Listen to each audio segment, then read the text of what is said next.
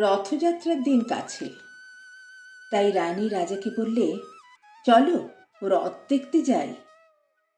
রাজা বললেন, আচ্ছা। ঘোড়াশাল থেকে ঘোড়া বেরোলো, হাতিশাল থেকে হাতি। ময়ূরপঙ্খী যায় সারে সারে, আর বল্লম হাতে সারে সারে সিপাই শান্তি।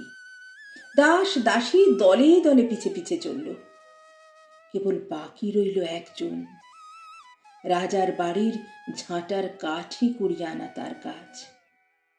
সর্দার এসে দয়া করে তাকে বললে, ওরে তুই যাবি তো, আয়।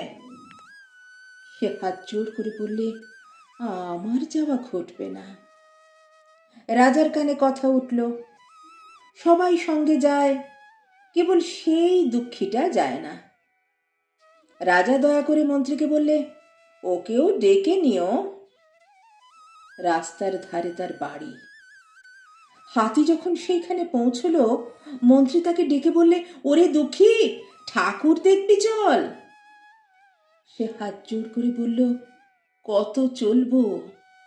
ঠাকুরের দুয়ার পর্যন্ত পৌঁছই এমন সাধ্য কি আমার আছে?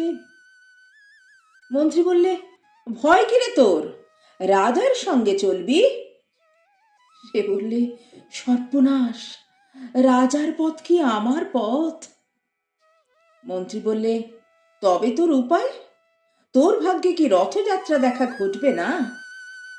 সে বললে, ঘটবে বই কি, ঠাকুর তো রথে করেই আমার দুয়ারে আসেন। মন্ত্রী হেসে উঠল, বললে, তোর দুয়ারে রথের চিহ্ন কই?